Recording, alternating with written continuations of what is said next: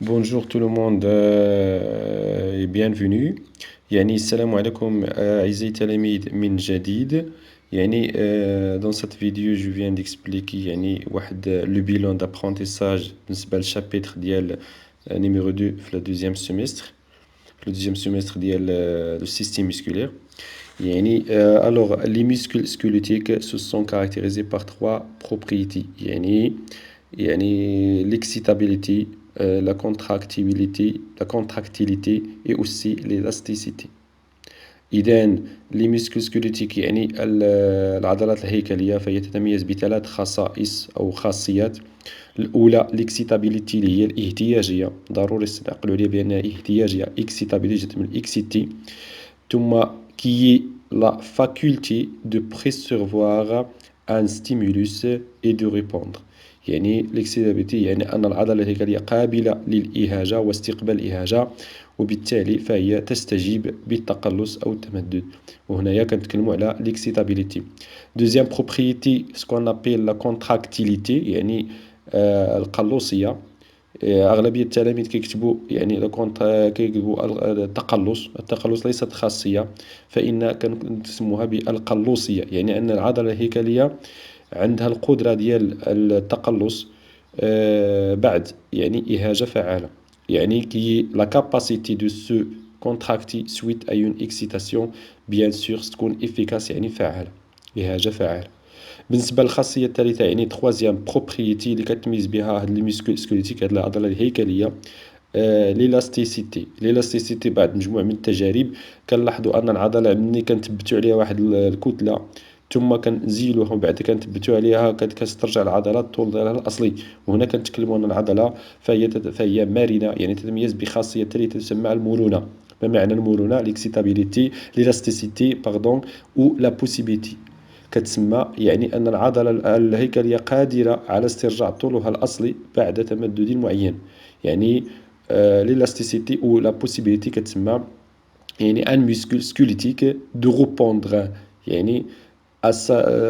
de reprendre reprendre ولا de reviendre ولا de revenir ولا de reprendre reprendre استرجع sa longueur initiale après sa contraction. كما قلنا فهي المرونة، فهي أن العضلة الهيكلية قابلة على استرجاع طولها الأصلي بعد تمدد معين.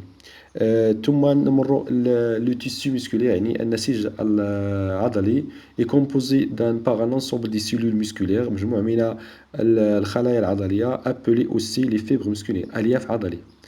هنايا خصنا نعرفوا الخلية العضلية واحد لا سيلول مسكولير اللي كتكون ان فيبر مسكولير كاركتيريزي، كل خلية عضلية فهي ليف عضلي. إذا هنا عوض نتكلموا على كنقولوا خلية عضلية كنقولوا فيبر مسكولير. caractérisé par la présence de plusieurs noyaux متعددة النواة plusieurs noyaux périphériques et par des filaments contractiles présents dans son cytoplasme. مجموعة من الخييطات اللي كتسمى الأشرطة فهي قابلة فهي توجد في السيتوبلازم ديالها وهي قابلة للتقلص. هذه الألياف ces fibres sont innervées العصبية par des terminaisons synaptiques assurent le passage de l'influx nerveux moteur. إذن هذه الألياف العضلية فهي مرتبطة بالألياف العصبية، وعلى مستوى العضلي يتم التقلص العضلي، وبالتالي هنا كنسموه بالصفيحة المحركة الموتريسيتي. Alors si des facteurs menacent le bon fonctionnement du système nerveux، هنا إذا كان مجموع من العوامل فهي تساعد في خدمة وعمل الجهاز العضلي، فالادوبسيون de certains gestes et attitudes peuvent de préserver ces muscles. اللي بغى يقول لنا هو أن للحفاظ على سلامة وصحة سلامة الجهاز العصبي العضلي وكذلك سلامة الجسم، لابد من الإنسان أن يقوم بمجموعة من الحركات منتظمة، وكذلك من الأعمال غاد تكون غير شاقة، تجنب حمل الأثقال، وبالتالي للحفاظ على سلامة وعمل المنتظم للعضلات، بالتالي الحفاظ على سلامة وحماية ووقاية الجهاز العضلي. إذن هذا ما يتميز به الجهاز العضلي. كما قلنا أولا أن الخاصيات العضلية فهي ثلاثة، وهنا غادي تعطى ليكزيرسيس اللي فيه فيه واحد لا ميسكل كيديروا فيه التجارب. الا كانت هاد لا ميسكل كتمدد وما استرجعت الطول ديالها، فهي الا كانت داروا ليها الاهاجه وتخلصت فهي قابله للاهاجه، يعني خاصيه اللي غتستنتج فهي ليكسيتابيليتي. الا كانت لا كونتراكتيليتي كذلك، يعني ليكسيتابيليتي يعني قابله للاهاجه، ثم لا كونتراكتيليتي. اذا الا كشفتوا هنايا ان جوج خاصيات ما كيتفرقوش، يعني الا كانت الاهاجه غادي تقلص، يعني الاحتياجيه والقلوسيه. ولا نقدر ندير تجربه فقط على المرونه، يعني ان نثبتوا على واحد لاماس، يعني واحد الكتله على العضله الهيكليه. الا ما استرجعت الطول ديالها الاصلي فهي كنقول انها فقدت المرونه ديالها، وبالتالي كتفسر بان العضله لها مرونه محدوده، يعني واحد ليلاستيسيتي الي يعني ليميتي. هذا ما يتميز به هذا الجهاز العضلي. والسلام عليكم ورحمه الله تعالى وبركاته. السلام عليكم. لا تنسوا الاعجاب بالفيديو والاشتراك في القناة تشجيعا لنا لنستمر بنشر المزيد إن شاء الله.